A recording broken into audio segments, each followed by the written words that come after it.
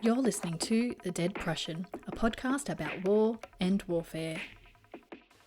In a totalitarian or authoritarian regime, the executive has direct control of a military, in most cases. The difference between the commander-in-chief and the military head sometimes is as simple as a change of uniform. Countries that were fighting in the Second World War, such as Germany, saw how disastrous this can be. Liberal democracies often have a very different way of dealing with the power structures between the military and the rest of the government. The executive is usually civilians who decide on when military force is to be applied. The military decides and advises on the best means for that, but still comes under some control of the civilian government. Now, one question I have is, if a civilian government is elected and doesn't have a military background, how do they know all the ins and outs of military campaigns? How do they understand the decisions they are making about war? G'day listeners, it's Mick, your host, and today I have a guest who's going to answer some of these questions for me. My guest today is Dr Kori Schake. Is that right? That's right. Excellent. My guest today is Dr Kori Schake. Yes. And she is a research fellow at the Hoover Institution. She is the editor with General Jim Mattis, retired, who is quite popular in the media at the moment, of the book Warriors and Citizens, American Views of Our Military. She teaches thinking about war, where if you reference one of my jokes, you will get extra credit, at Stanford. She's a columnist. It's actually true. It is actually true that I give extra credit for references to the Dead Prussian podcast. And obviously that's in relation to my jokes, listeners. If you reference any of my expert guests on the show, maybe partial credit. She is also a columnist for Foreign Policy magazine and a contributor to War on the Rocks. Her history of the Anglo-American hegemonic transition is forthcoming in 2017, so keep your eye out for that, out of Harvard University Press. She's served in various policy roles, including at the White House for the National Security Council, at the Department of Defense for the Office of the Secretary and Joint Chiefs of Staff, and the State Department for the Policy Planning Staff. During 2008 presidential election, she was Senior Policy Advisor on the McCain-Palin campaign. She has also been profiled in publications ranging from national news to popular culture, including the Los Angeles Times, Politico, and Vogue magazine. Her recent publications include Republican Foreign Policy After Trump, Survival, Fall 2016, National Security Challenges for the Next President, August Winter 2017, and Will Washington Abandon the Order? Now that's Foreign Affairs, the January-February issue of 2017. Hi Kori, thanks for answering my call. Not many people do. It's a great pleasure. I'm a huge fan of the podcast, so it's a privilege to be on it. We'll get straight into it, mainly because what listeners don't know is we've had a great chat just before we started recording, but you've recently written about the often discussed civil-military divide. Are you first able to talk about how you got interested in studying government's policy and national security first, and then we'll come back to that?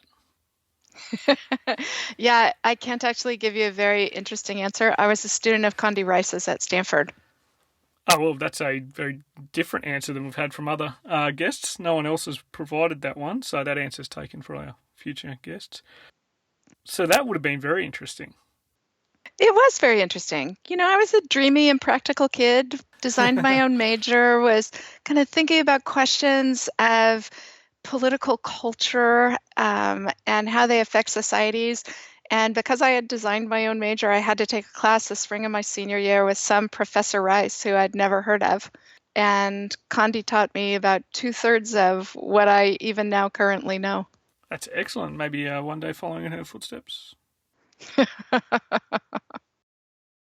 I'm keen to discuss the topic mentioned before and the book that you edited with Mad Dog about societal views of the military. Warriors and citizens. Warriors is a very loaded term, I think, and citizens is a term I think that has a lot more power than the word civilian, which is often used as well. Citizen implies a duty, a right. Are you able to provide a brief synopsis of what the book was about and trying to get at? Sure. So we wrote the book because we realized actually that there hadn't been a large-scale survey of American public attitudes about the military since Peter Fever's 1998 Triangle Study. So we'd been 15 years at war, and nobody had surveyed how that experience had changed the compact between the American military and our broader society. And Jim and I were curious about what might have changed, given that we have a volunteer force that was never designed for sustained long-term combat operations. We wanted to see if anything was changing in the American perception of the relationship between the military. So that's how we got started.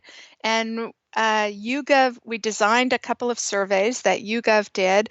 The first one, kind of a baseline, just to see whether we thought there was anything interesting that could come out of the data. And then once we had satisfied ourselves of that, we had them design a larger, broader study that broke down attitudes between elites and the general public, and then between people who had had military service and people who had not, in both categories. We didn't survey active duty military folks.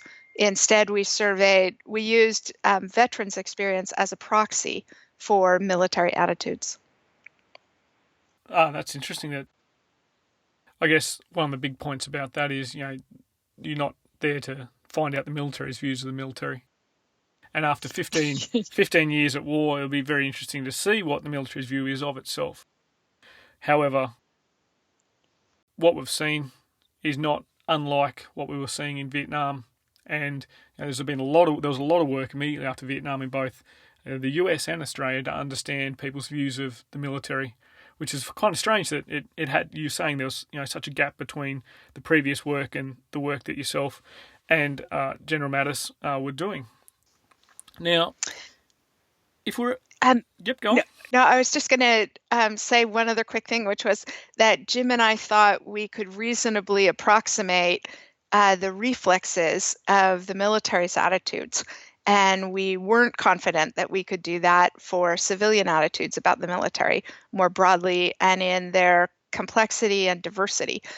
And everyone we know who works on civil-military relations, us included, to some extent generalize from analogy, right? This has been my experience, and we really wanted to start with the data and then provide the data to any scholar interested in working on the subject. The crosstabs and the raw data set are both available for scholars who have any interest in it. And the crosstabs are actually posted on the website for the book because the data collection itself is quite expensive. And so what we wanted to do, since we had funders who would provide the data collection resources, was to be able to ask a set of questions, provide a second data point for many of the questions that have been asked in the 1998 survey, because there's not time series data on a lot of this stuff, and then push the data out to anybody who's interested in working on the subject. That's a very interesting concept, taking data and then forming an interpretation and providing an analysis of that. It's generally not what we do anymore. I thought 2016 proved that we're not really interested in the data because people can pick the facts that they want now rather than just the stories they want. It's very quaint and old-fashioned, isn't it? It is very, very quaint, but I guess there's a few people out there that like that nostalgic feeling. If we were to identify the greatest point in tension, though, in the relationship between the military and civilian aspects of national power, what would it be? It would be that over the last 15 years, American public attitudes about our military have remained extraordinarily high. It's the most trusted institution in American civic life, more so than the Supreme Court, more so than churches, more so than the Boy Scouts. And that has remained relatively stable over time. What has changed dramatically is that the public's trust and confidence in its elected political leadership and in its political elites has precipitously collapsed. And so whereas there used to be a rough correlation between the two, now there no longer is. And so a lot of what the different authors that we recruited to write chapters based on the data, and those chapters comprise the book, was a debate amongst all of us about what does it mean that the military it has such a stalwart position in public affection and respect, and the elected civilian masters of that military do not. Peter Feaver, Jim Golby, and Lindsay Cohn. Peter Feaver had done the 1998 study. Jim Golby and Lindsay Cohn are noted civil military experts in the U.S., scholars of the field. And they were quite worried that this means that politicians will will distrust the military advice they're getting and view the military in a politicized way, and that it will shift the policy-making balance. Jim and I actually didn't agree with that conclusion, nor did Tom Donnelly, who wrote a chapter for the book, or Nadia Shadlow, or Mac Owens. And Jim and I couldn't ourselves think of an example of a major policy decision across those 15 years in which the military leadership the political leadership had taken a decision, the military leadership had opposed that decision for reasons of their professional competence, and the politicians had recanted. That on all of the issues, whether it's the planning for the Iraq War, the Iraq surge, women serving in combat units, women being assigned to combat units, women serving in the infantry, homosexuals serving openly in the military, on each of those issues, you had military leadership, often very influential chiefs of staff, in opposition to the political leadership. It didn't change the political leadership's view, and both Congress and the executive prevailed on the policy issues. So we didn't see examples where what Peter, Lindsay, and Jim are worried about, and Rosa Brooks, who was also a contributor to the book, are worried about. We couldn't think of policy examples where their concerns have manifest themselves yet. That doesn't mean they won't, but we didn't see examples of it yet. That kind of sounds like, to me, that the system's working. That Yeah, I think that's right. The generals provide robust advice, and from that advice, you then have a decision being taken by civilian leadership. That's how it's supposed to work, right? Absolutely. Exactly. In the American system, as you know, our military leadership has a very wide latitude in the shaping of policy. Once decisions are made, they only have the choice of carrying it out or resigning their commission. Yeah. But in the big, messy making of policy, including war plans, there are negotiations at their highest level in the American system. And the military has a responsibility to give their best military advice. And the president should feel free to ignore it, because we elect civilian leaders to aggregate our societal preferences, to decide how much blood, effort, and treasure to put towards the war effort. And every single American president has limited the amount of effort they put towards the war effort. Whether it was World War II or the Civil War, there have always been other social demands on a president. And the elected leadership always has to make a choice about whether and how to take the military advice that the narrower but extremely important expertise of the military on issues of warfare and military professionalism provides. And how do you see this playing out now that we're starting to see administrations bring in? And it's not the first time that's occurred. I mean, Colin Powell certainly is a great example. I think maybe Eisenhower is probably the ultimate example. But I guess, the birth of your nation started with a former head of the military becoming the head of the government. How do you think having former military personnel who've served in the past 15 years of war within these civilian leadership roles, will that change the system, do you think? Yes, I think it will over time, and in ways that worry me a little. However, I think the change is inevitable. But before I launch into that explanation, I want to add one more example to the examples that you gave, Mick. Yeah. which is that President Obama also appointed 3 recently retired senior military people to national security roles. Yeah, and right? we definitely Jim know about Jones, one of Richard those very, very, very, very public airings of grievances. But yeah, that's right. So it's definitely something that's not uncommon. However, we're seeing a lot of discussions about it at the moment. Yes, and for good reason. I think we should be worried about it, but I also think it is the natural evolution of having had an all-volunteer force for almost 45 years, for that force being highly professional in a way that the rest of the American government isn't. We're a government by amateur. That's how our system's designed. That's its political vitality. The only outlier in the system are our military folks, and they tend to be the best strategists because they're educated to think about that. And then the third element is that we have a very small military relative to our population. And so we have fewer and fewer people in the broad general populace who have that expertise, given that we're a professional military, we're a volunteer force, and we're small relative to the size of our population. So I think it will increasingly be the case that national security portfolios, that veterans are some of the best candidates for the national security portfolios. But it does, of course, bring civil military concerns. And the biggest one for me is that one of the things that we saw in the data that we collected for warriors and citizens was that political elites increasingly think of the military as just another political organization. And that is, of course, not how our military thinks about itself.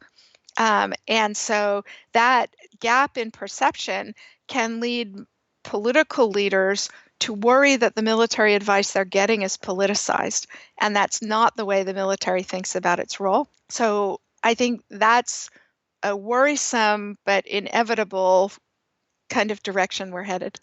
I think one particular area of definitely American society that should be worried is all those people out there who are known as PowerPoint ninjas or PowerPoint rangers having had lunch with General Mattis, which he stated at the time was the best lunch he'd ever had in Townsville, Australia.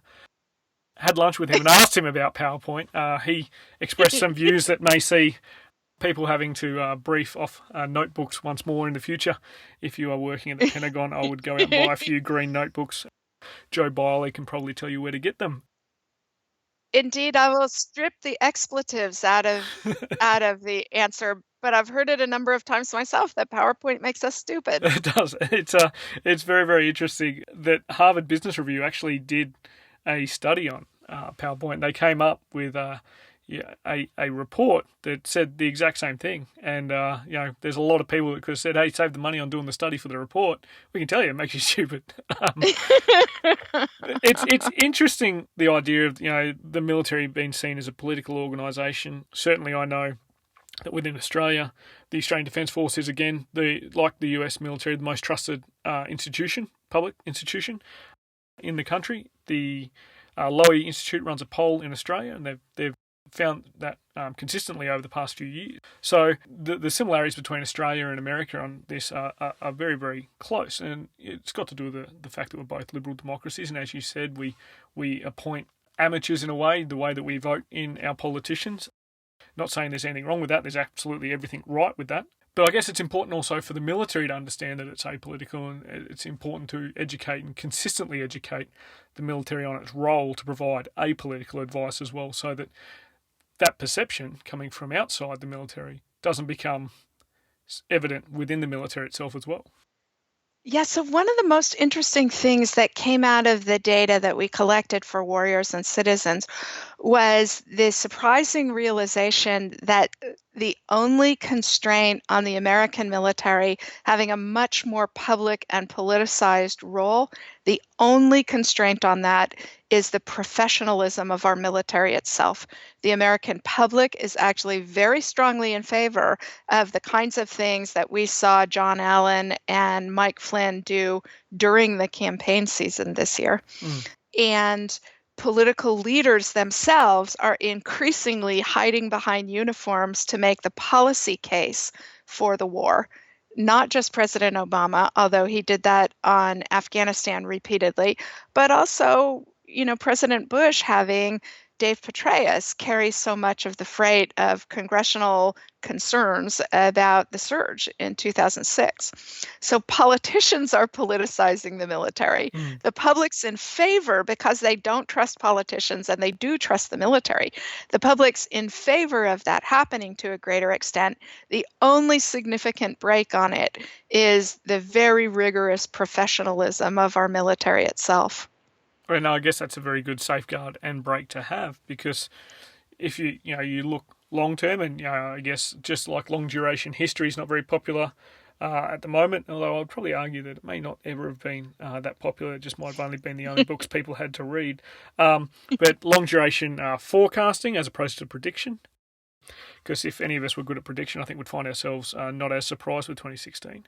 But long-term forecasting, if you carry out the model where politicians are using military to make policy and defend policy in the public sphere, you get to the point where that trust will be eroded as well.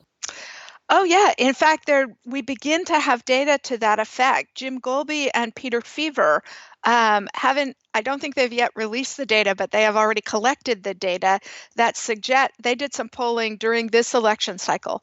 And what they believe they have found is the suggestion that political endorsements by veterans and politicized behavior by retired military leaders actually doesn't change the public's voting patterns, but it does diminish their respect for the military. Yeah. So it has a long-term negative consequence for the military as an institution.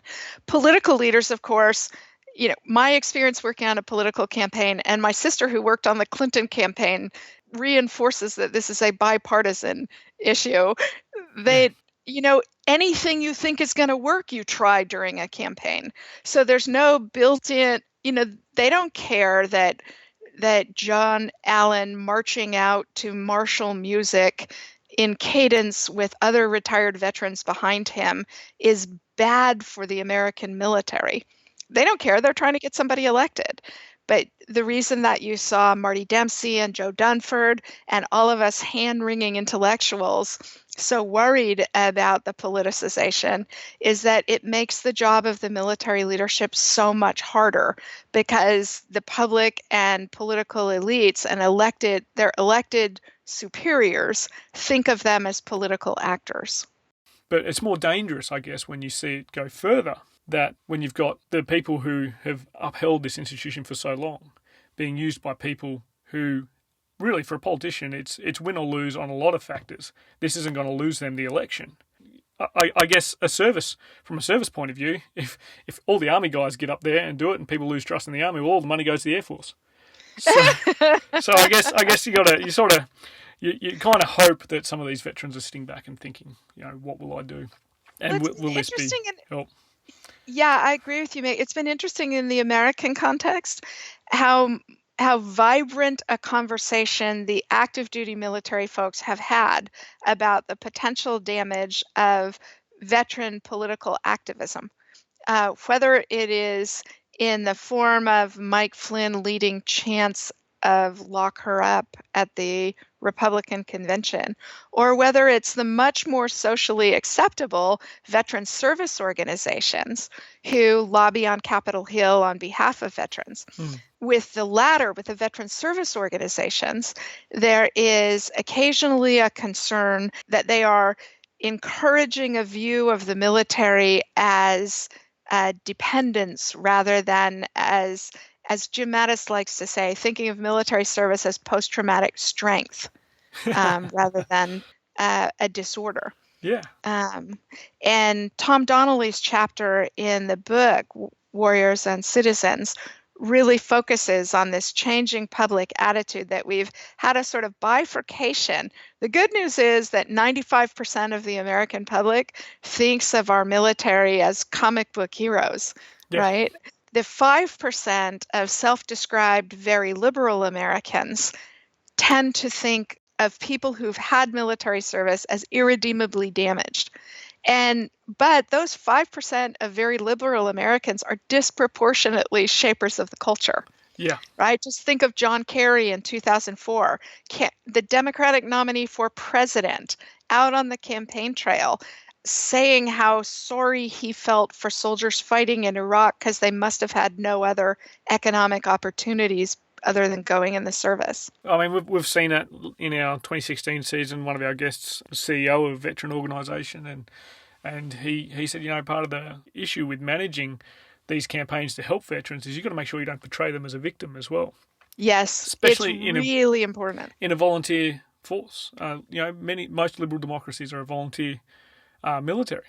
Most of the ones that I get on the show anyway. So it's not necessarily a viewpoint that what you see in the popular culture, and that's where we get those points of views. And as you said, 5%, those 5%, they tend to control and work in those areas.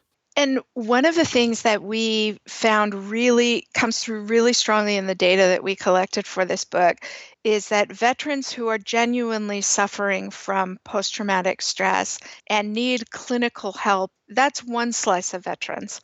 The vast majority of veterans, though, tend to prosper best when, as they reintegrate into society, they have useful stuff to do that connects them to the community. Our veterans are some of the best community builders in America. Yeah. And a lot of veteran service organizations are focusing on models like Project Rubicon, where veterans get organized to be part of helping the broader society because it draws on the inherent strength that made them successful in the military.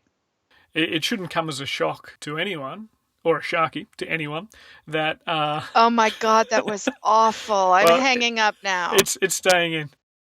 But it shouldn't come as a surprise that the best way to integrate a service-based individual, that is someone whose personal ethics are heavily involved in serving and working for others, that transitioning into a community mindset is where to go. The Australian Veterans Association and charitable group Soldier On have found that soldiers, a bit like Rubicon, going over and building schools in East Timor, some of the areas where some of these people served and may have picked up some of the reasons for why they transitioned in the first place.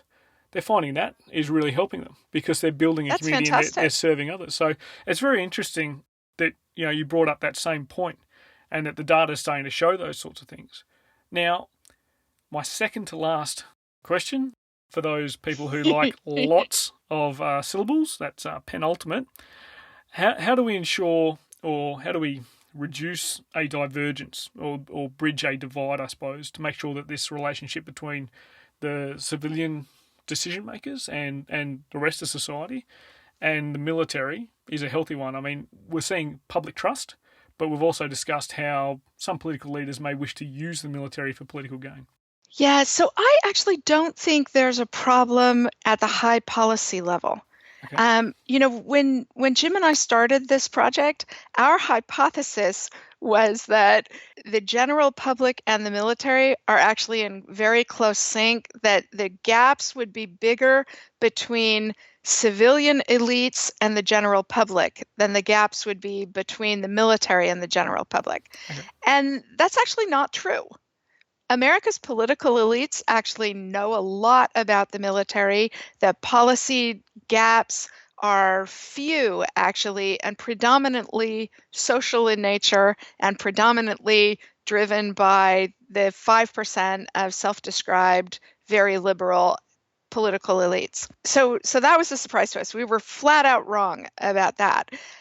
I don't think there's actually big trouble at the high policy level, but what there really is, and it's worrisome, is a lack of familiarity at the general public level. That you don't have service members talking in 8th grade civics class about the fact that they take their oath to the Constitution and not to the political leadership. You have people who, go to parades for the military, but don't necessarily invite a military wife whose husband is deployed over for dinner or volunteer to be her babysitter on a Saturday night so she can go out drinking with her friends for a change. Yeah. And what that leads to is either oversized concern about PTSD making veterans dangerous. We did see some of that in the data, concern about hiring veterans. Mm-hmm. That has that was, I think, a particular moment in time and the result of a lot of coverage about PTSD in the media that has been counterbalanced mostly and outstandingly by veteran service organizations. Yeah. The familiarity piece is actually the place where we're losing traction. And that leads to, this bifurcation of thinking that folks in service are comic book heroes and nobler and more virtuous than all of us, and therefore we can leave all the hard stuff to them. Yeah. And what folks in the military want and what we as citizens owe them is actually understanding that they are us and that their nobility and virtue and sacrifice does not remove from us the responsibility for being the same. In fact, it should inspire us to be more. That's a good way to lead into our next and final question. Now, Kori, the final question is one that I'm sure you're familiar with as one of the show's most devoted listeners. It relates to our mission. The definition of war. The definition of war, Big Carl's greatest mission. Now, I ask every guest to do this, and so as our first student of Condoleezza Rice, our first co-author with Mad Dog Mattis, our first McCain-Palin policy advisor, probably the only one of all of those that we'll ever have on the show, and our most Hooverian of guests. Refer back to the bio for those people who need to understand where I brought that one from. But I ask you to finish the sentence. War is a violent contest of will. Excellent. I can tweet that. You can tweet that. That's nice and short. A violent contest of will. That is one that our guests, I think, have not... No, I haven't heard that one yet. And the good thing is our listeners can discuss that one quite a lot on Twitter, because you can probably hashtag violent contest of will. Thank you very much for coming on the show, Kori. I know that I caught you just after a rain burst caught you out, and I know that you've winters got a very in busy California schedule. are nearly unbearable. It has been such a privilege. I'm such a fan of the show. Thank you for having me on. Thank you very much, Kori. And to our listeners, thank you very much for your support, particularly over the holiday break. As I've previously stated on social media, December was our bumper month, seeing a record of 4,300 downloads, which is quite impressive. Hopefully, you're downloading them more for my jokes than for the content of the other people. There is zero probability of that. And if you want to support the show, please jump on iTunes, give us a review. There's also the review episodes that are coming out every other week. For now, there'll be books, films, documentaries, basically anything I read or watch that I think could benefit the listener. And until next time, listeners, grab a book and crack on. Join the conversation with us on Twitter at Dead Prussian Pod, on Facebook at the Dead Prussian page, or on our website www.thedeadprussian.com. All show notes for this episode, as well as copyright information, can be found on the website. The Dead Prussian podcast is written, produced and hosted by Mick Cook. It is co-produced by Amanda Levito. The music used throughout is Caught in the Beat by Broke for Free and is used under a Creative Commons Attribution license. All opinions expressed by individuals on the podcast are those of the individual and not necessarily representative of any other organisation.